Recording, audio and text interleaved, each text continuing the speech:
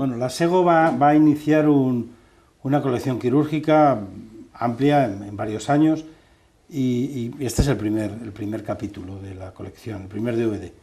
Entonces a mí me gustaría preguntarle al doctor Balagueró y al doctor Abad, ¿por qué empezar en una colección quirúrgica ahora mismo en la modernidad en una histerectomía abdominal? Bien, no hay duda que la histerectomía, genéricamente hablando, ha sido la intervención más emblemática de la cirugía ginecológica. Históricamente la cirugía vaginal fue la primera en introducirse, pero en estos últimos años la histerectomía abdominal ha adquirido un protagonismo clarísimo y ha superado en la inmensa mayoría de centros a la histerectomía vaginal, a pesar de que ésta continúa teniendo plena vigencia. Por lo tanto, es importante conocer desde el punto de vista anatómico las bases quirúrgicas de la histerectomía abdominal, y eso es lo que se pretende con este vídeo que estamos presentando en ese momento. Bien, bueno, completando lo que ha dicho el doctor Balagueró, pues efectivamente sigue siendo la operación estándar.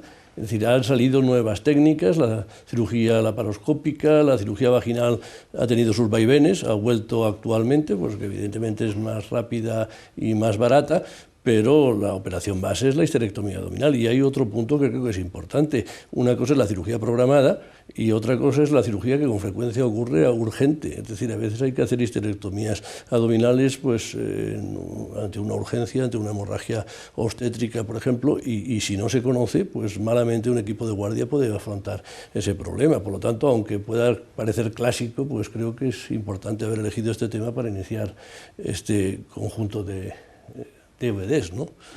Y dentro del DVD vamos a ver determinadas formas de operar la histerectomía abdominal. ¿Qué parte le dais de trascendencia? Es decir, hay una parte que es la técnica y la anatomía y otra parte que son los diferentes sistemas que en este momento se utilizan para operar.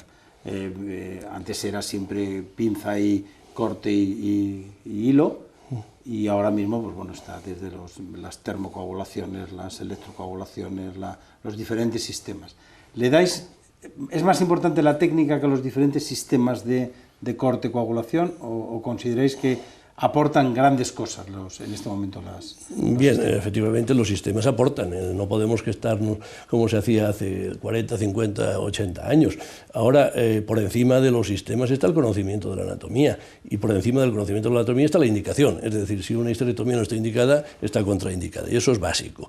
Y por otro lado, pues sí, los sistemas en realidad van a reproducir lo mismo, irá facilitándolos. Pero bueno, a la hora de enfrentarte con un parametrio, o enfrentarte con una arteria uterina, o enfrentarte, pues qué sé yo, con un ligamento redondo que es más sencillo, pues el principio es el mismo. Podrá variarte si utilizas una pinza, si utilizas el coagulador, si utilizas un ligasur, pero los principios son los mismos. Lo importante es conocer la anatomía. Bien, yo abundo absolutamente lo que acaba de comentar el doctor Abad. La anatomía es la anatomía y es lo que nunca cambia. Lo otro, bueno, pues son medios que están al servicio del cirujano y que se vale de los mismos según conveniencia y según hábito. Pero yo siempre he dicho, y lo pongo como ejemplo, que uno puede tener muy buena letra, y debe tener buena letra, en realidad, y puede escribir con bolígrafo, puede escribir a lápiz o puede escribir a pluma. Pero lo importante es que lo que escriba sea absolutamente inteligible y que sea claro. Pues esto es un poco lo que ocurre con la cirugía. Puede valerse del bisturí eléctrico, como hemos dicho, puede valerse hay quien opera con tijera, básicamente, hay quien utiliza otros medios como instrumento de coagulación, de sellado en este caso. Podría utilizar el ligasur, pero bueno, básicamente lo importante es conocer las bases anatómicas de la intervención que se va a realizar y valerse, como decíamos, de un medio u otro según lo que más convenga y lo procedente en aquel momento. Bueno, en principio, en cuanto a este pequeño debate, el origen de la cirugía ginecológica es la histerectomía abdominal, y probablemente por eso hemos comenzado con esto. Y en segundo lugar, lo más importante es anatomía y una técnica quirúrgica de cada uno. Cada uno tiene su técnica quirúrgica y posiblemente con diferentes técnicas quirúrgicas se llega a buen puerto. Cuando hacemos histerectomías abdominales tenemos varios peligros, el sangrado, pero en el fondo, cuando llevamos muchos años pensamos que los peligros están fundamentalmente en el uréter, vejiga, un poquito de recto, pero sobre todo el uréter. Digamos, el uréter es el gran enemigo, más en la época actual, es decir, que tenemos ahí complejidades desde el punto de vista de la medicina en cuanto a que tenemos que hacer las cosas bien y encima tienen que salir bien y nunca pueden salir mal. Entonces, en el uréter, que hay varios puntos. Entonces, entrando hay 4 puntos que probablemente que todo el mundo está de acuerdo, que es infundíbulo, uterinas, uterosacro y el borde de vagina, el ángulo de vagina, que es donde puedes comprometer también la vejiga, que ese es o al coser la vagina. En esos puntos, empezando por el primer punto, que es el punto del infundíbulo, ¿qué os parece? ¿Qué se puede hacer para no hacer daño al uréter, no lesionar el uréter en la... doctor Abad. Bien, al menos yo personalmente siempre, una vez he abierto el ligamento ancho, es decir, he abierto el retroperitoneo tras la sección del ligamento redondo, abro el retroperitoneo sistemáticamente y entonces palpo el uréter en la hoja medial, es decir, en la hoja interna del ligamento ancho.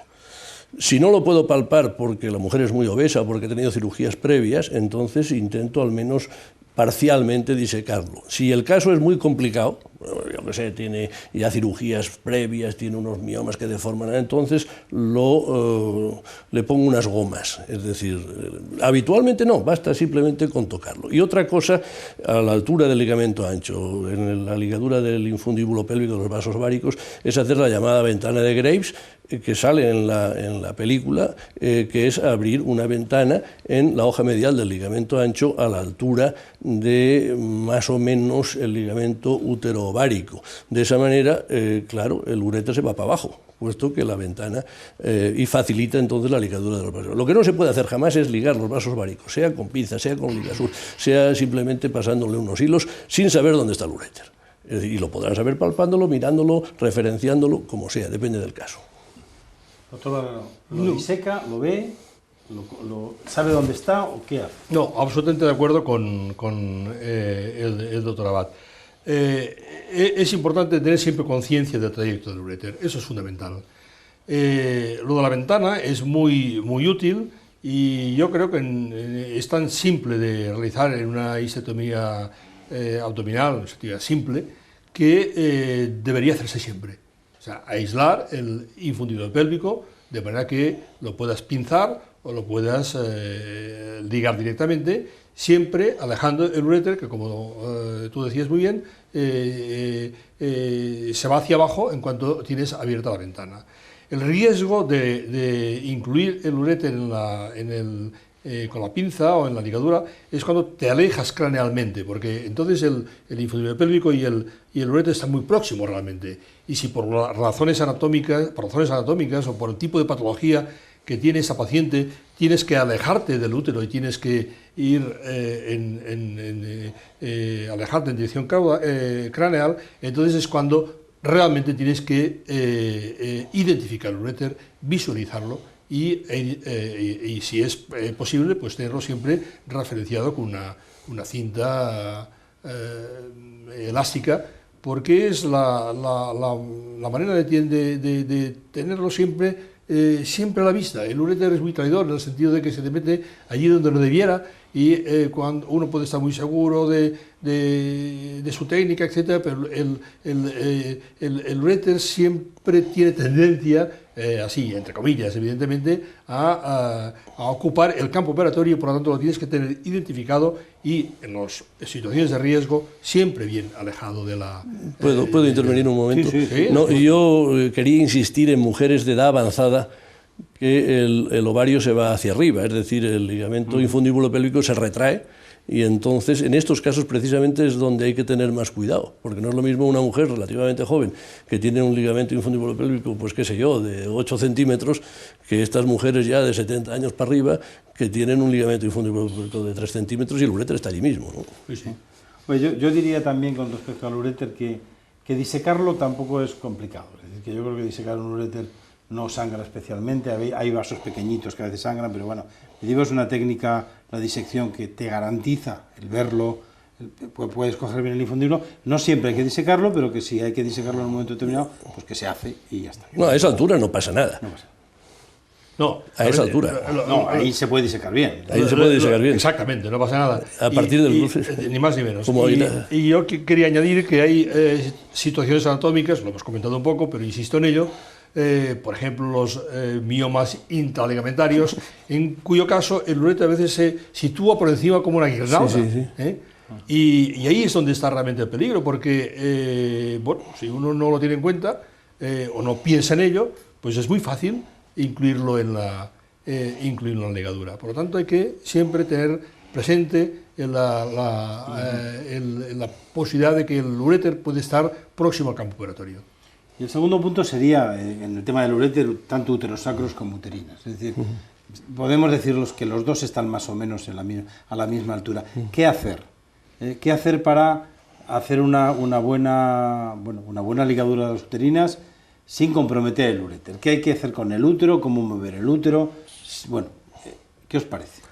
Bien, efectivamente yo creo que cada uno tiene su técnica, ¿no? Y aquí lo que se trata es de que cada uno explique pues, sus trucos, ¿no? Es decir, yo creo que a la altura de la ligadura de la uterina, pues si te pegas absolutamente al útero, es muy difícil que puedas incluir el uréter, aun no habiéndolo referenciado, ¿no?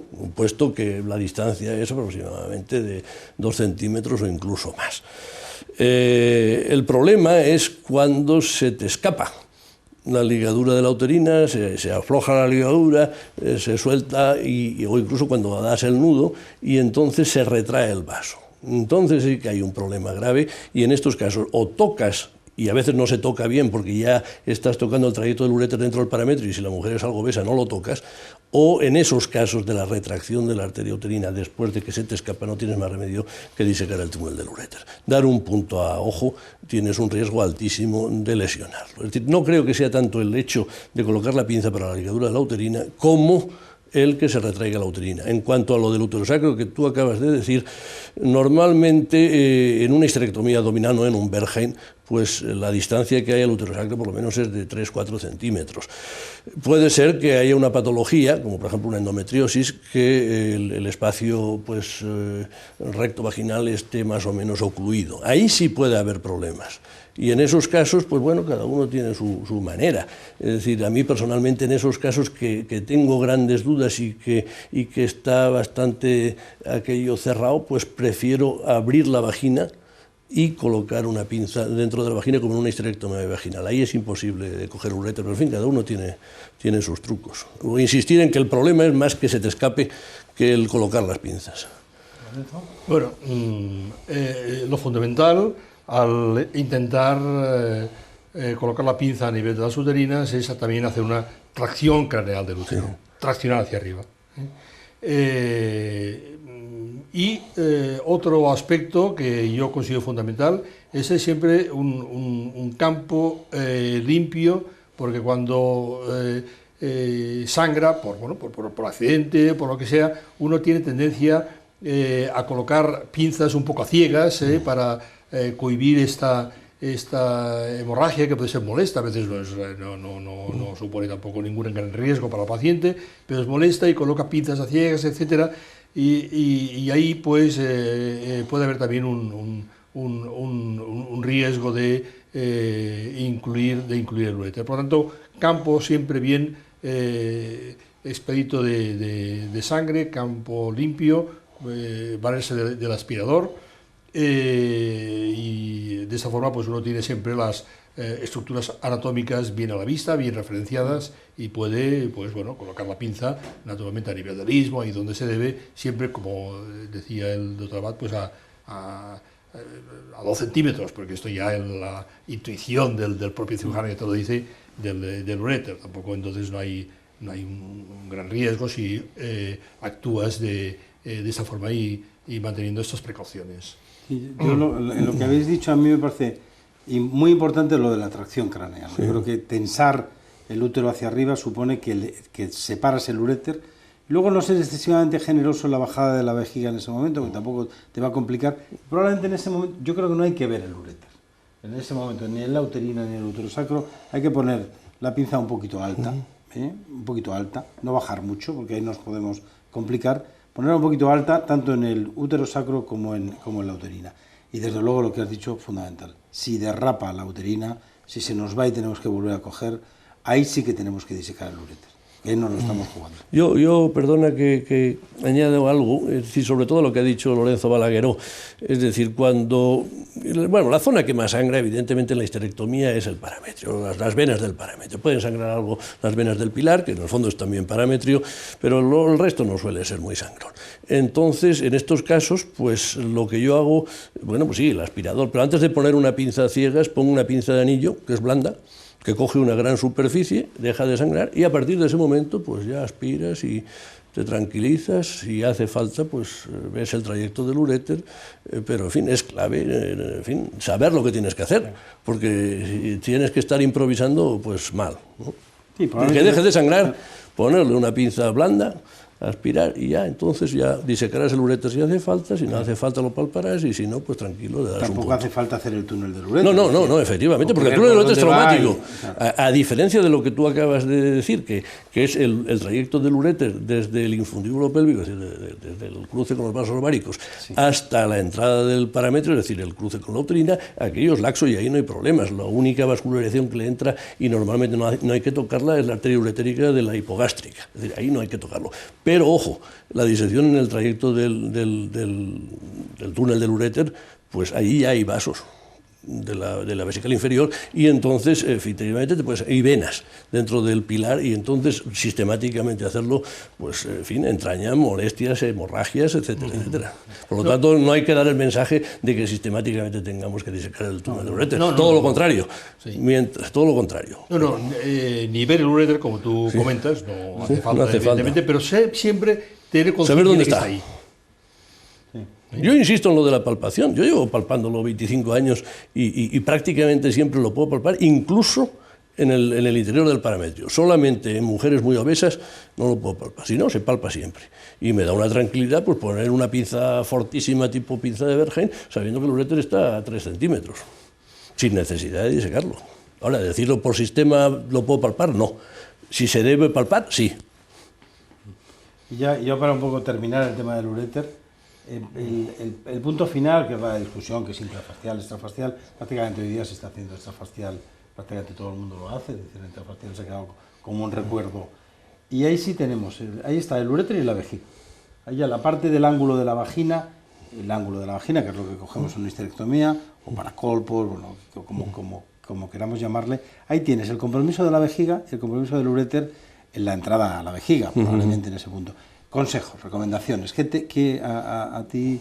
Que empiece Lorenzo. Lorenzo, venga. Gracias. Porque si no... Lorenzo, gracias. Bueno, primera cosa, como tú has dicho muy bien, la histerectomía intrafacial, bueno, yo creo que ha quedado prácticamente regada al olvido. Yo recuerdo que en el servicio de hospital clínico donde trabajé hacía bastantes años, pues bueno, casi era obligado y no te dejaban operar si no hacías una histerectomía intrafacial. Creo que con una buena técnica la histerectomía extrafacial no implica ningún riesgo y por lo tanto es la histerectomía estándar que debe realizarse en la actualidad.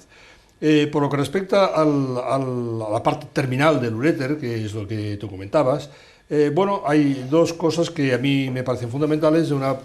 Por una parte, pues haber desplazado suficientemente la vejiga, pero tampoco más, porque aquí no vas a intentar resecar 3 centímetros de vagina como en una histerectomía radical, lo suficiente, pero desplazarla, con tijera, valiéndote de la disección con tijera, con pequeña trunda, etcétera, desplazarla. Y luego colocar las pinzas a nivel de lo que podríamos llamar, así entre comillas, paracolpio, que ya es el paracolpio, muy tangencialmente al útero, de modo que tampoco irte hacia afuera porque no hace falta. muy tangencialmente útero. Esa sería un poco la recomendación que yo haría, que supongo que es lo que la técnica que se sigue habitualmente, con pequeños matices, porque como comentamos, bueno, cada uno tiene sus pequeños trucos, pero eso sería lo básico, ¿no? Bien, efectivamente, lo importante, sin duda alguna, es separar correctamente la vejiga. Separar correctamente la vejiga supone una primera fase laxa, que es, digamos, todavía el espacio vesicouterino, y a partir ya del final del cuello, aquello se queda mucho más firme, la adherencia es más firme, pero hay que separarla porque si no, no se baja lo suficiente. Por lo menos hay que bajar 1 centímetro ya en el espacio vesicovaginal, ya en vagina. ¿Y por qué razón? Porque el uréter, a partir del cruce con la arteria uterina, cambia su dirección. Y entonces, en vez de ir paralelo al útero, se pone delante, es decir, forma un ángulo recto. Lo cual quiere decir que ya prácticamente está entrando en vejiga, pero uno no lo ve. Y, digamos, la única forma de evitarlo es bajar la vejiga, porque al bajar la vejiga incluyes los últimos 2 centímetros del uréter. Y me parece importante 2 cosas. Una, el problema del pilar vesical. Los pilares vesicales se cortan, pero se cortan siempre por dentro, colocando las pinzas, sea una pinza de Ford, sea una pinza de Bergen, sea una pinza recta, tanto da, pero siempre por dentro de la ligadura anterior. Es decir, si has dado la primera ligadura a la uterina, la siguiente ligadura para el parametrio, la metes ya por dentro de la uterina y a continuación la siguiente, porque quede pues algo de pilar o algo de parametrio, por dentro de la ligadura anterior. Así no lo vas a agarrar nunca si has bajado suficientemente la vejiga. Ahora bien, si pones las pinzas por fuera, entonces, o no has bajado suficientemente la vejiga, desde luego lo enganchas. Es decir, es importante bajar la vejiga y es importante preservar el pilar sin que te sangre. Es decir, ligarlo, o mejor dicho, meterle las pinzas por dentro de donde estaban las ligaduras anteriores. Eso es lo que hago yo, al menos. Bueno, pues hemos terminado con el uréter. Cuando dejamos la vagina, ¿qué hacemos? ¿La cerramos? ¿La dejamos abierta? ¿Peritonizamos? Bueno, en eso también yo tengo mis propios criterios que quizá no sean compartidos por todo el mundo, pero lo primero que yo diría es que la vagina es una cavidad séptica y la cavidad abdominal no, por lo tanto de alguna forma hay que aislar una de otra. Nosotros desde hace muchos años, y mucho se refiere quizá 30 años, no peritonizamos en la isectomía, en la cirugía pélvica en general, siguiendo un poco el consejo y las técnicas de los propios cirujanos digestivos. Lo que sí hago es cerrar vagina, en esos casos, cierro vagina, precisamente para aislar, como decía, las 2 cavidades y además, aparte, para hacer hemostasia de los bordes de vagina que están muy irrigados y sangran siempre, por lo tanto esto es obligado a hacer hemostasia. Claro que podrías hacerla con coagulación eléctrica, puedes hacerlo con una corona de puntos y dejarla abierta, etc. Yo personalmente la cierro y no peritonizo en la isectomía abdominal. Pero bueno, hay naturalmente otro tipo de variantes técnicas que pueden ser tan válidas como esta. Sí, yo también. Yo hago cierro la vagina y no peritonizo. Bueno, yo insistiré en el punto anterior, es decir, para cerrar bien la vagina tienes que haber separado bien la vejiga. Sí, sí. Es decir, y especialmente ojito con los ángulos. Ojito con los ángulos porque el uréter ahí anda cerca y no se piensa en él. Yo no sé por qué tenemos la mentalidad de que el uréter está en el cruce de la uterina. Pues no, el uréter se lesiona más estadísticamente a la altura del infundíbulo pélvico, de los vasos ováricos, y luego a la altura del fondo de saco lateral de la vagina, que corresponde, bueno, pues a los laterales de la vagina. Sí, porque no se piensa en él. Claro, y entonces, ojo, hay que haber bajado bien la vejiga entra el trigo, para poderlo coser. Busca el trigo, ¿no? Sí. Y ojillo con las lesiones de la vejiga a esa altura por 2 motivos. Uno, porque la vejiga es más fina. Segundo, porque está el trígono, y si hay una lesión en la vejiga y dices, vale, le doy un punto allí, no pasa nada, puedes englobar los uréteres. Es decir, si tienes una lesión en el trígono, lo mejor es llamar al urólogo y que le ponga unos catéteres. ¿Por qué? De lo contrario, a ureterales. Porque de lo contrario, a esa altura el uréter puede estar a 1 centímetro o menos. Sí, pero bueno, y al cerrar la vagina, es decir, si la vagina no ha separado suficiente de la vejiga, claro, la puedes lesionar, que a mí me ha pasado, y si lo digo por algo será, al cerrar vagina. Al cerrar vagina. Y luego, bueno, bien, el fijar el útero sacro, bueno, pues sí, pero yo no creo que sea tan importante el fijar el útero sacro a la hora de un prolapso de cúpula como no haber corregido un enterocele larvado. Es decir, si hay un enterocele larvado, por ejemplo, porque haya un gran mioma enclavado en el Douglas o un quiste de ovario enclavado en el Douglas, el riesgo de que te haga un prolapso de cúpula es más alto, precisamente por eso, que porque fijes o no el útero sacro allí. Porque generalmente, pues prácticamente en la última pinza que metes con útero sacro incluyes la vagina, engloba la vagina. Bueno, sí, yo quería, me has tomado la palabra, quería un poco decir esto, que cuando se hace el cierre de los ángulos de la vagina, pues normalmente incluyes también la parte correspondiente de paracolpio o de tejidos paracervicales, con la idea de prevenir el prolapso de cúpula, que bueno, no es un mal gesto quirúrgico, pero lo que has dicho yo creo que es fundamental. Muchos prolapsos de cúpula vaginal en la disectomía abdominal se originan porque uno no ha tenido en cuenta al practicar ese tipo de cirugía los defectos anatómicos preexistentes. Hay alteraciones del suelo pélvico que predisponen a este prolapso de cúpula y no se tiene en cuenta. Quizá hubiera sido mejor operar, en este caso por vía vaginal, hacer este pequeño mioma, operarlo por vía vaginal y hacer las correcciones correspondientes por vía vaginal que por vía abdominal, que se opera de una manera pues convencional sin tener en cuenta estos efectos, y eso es lo que determina que con el tiempo puedan aparecer los prolapsos de cúpula vaginal, que, repito, y es muy importante, aparecen tanto en la disectomía abdominal como en la vaginal, y sobre todo como consecuencia de haber corregido estos efectos anatómicos preexistentes. Que ya existían y no se han corregido. Ya existían.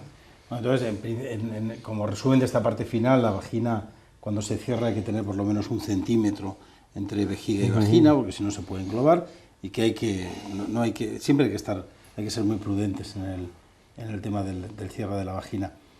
Entonces, yo creo que terminamos un poco este debate en cuanto que hemos repasado lo del tema del uréter. Si queréis comentar algo más. Esta es una cinta de vídeo que trabaja sobre una histerectomía básica, sobre el uréter y sus puntos de riesgo, y sobre una miscelánea de diferentes formas de abordar uterosacros. Y yo creo que el debate, lo que ha abundado más en el tema del uréter, si queréis comentar algo más en general de la histerectomía, y si no, pues lo damos. Hombre, yo quería que cuando nos oigan, pues no saquen la idea de que hay que disecar los uréteres en toda histerectomía, ¿no? Creo que esto lo hemos dejado bastante claro, y eso hecho con fines didácticos. Bien, efectivamente, cuando filmemos o grabemos la operación de Bergheim, pues bueno, volveremos sobre el tema, ¿no?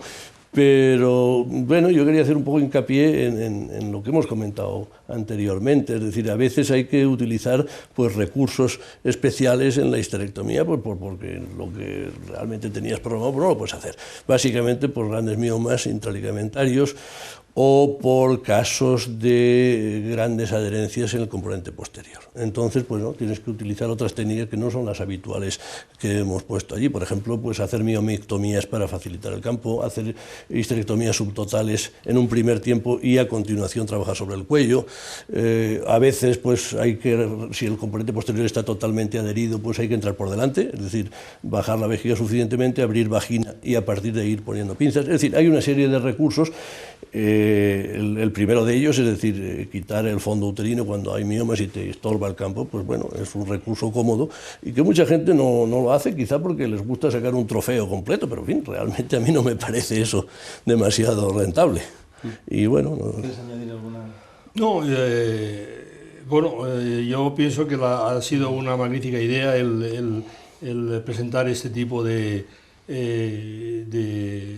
demostración quirúrgica, precisamente para que el que visualice el DVD pues se dé cuenta precisamente de aquellas cosas que normalmente no se ven, el subsuelo, digamos, de la de la histerectomía. Y que es donde pueden surgir precisamente pues estas situaciones de riesgo, ¿no? El trayecto de Brett, etcétera, etcétera. Eso ha sido una magnífica idea. Se ha desprovisto de aquello que pueda parecer en un principio superfluo para mostrar aquellas estructuras anatómicas fundamentales. Y luego yo quería también terminar mi exposición diciendo una cosa que yo la he repetido muchísimas veces en los cursos de cirugía y demás, y es que la técnica quirúrgica siempre es imitable. Y recordaba una frase de un cirujano francés, Antonin Gosset, que decía que el buen cirujano no es aquel que tiene una técnica inimitable, sino es aquel que tiene una técnica imitable y reproducible por todo el mundo. Porque aquel que tiene una técnica inimitable, naturalmente, pues será un cirujano muy hábil, muy tal, pero no nos sirve en la práctica, no. Una técnica imitable y reproducible. Yo creo que uno de los objetivos que nos hemos propuesto, ¿no?, con esta serie de DVDs es intentar, cuando menos, ese es nuestro propósito, mostrarles una técnica que sea absolutamente imitable por todo el mundo, y reproducible. Bueno, pues a ver si lo conseguimos. Muchas A ver gracias si es verdad. a todos. Bueno, muchas gracias a ti. Vale.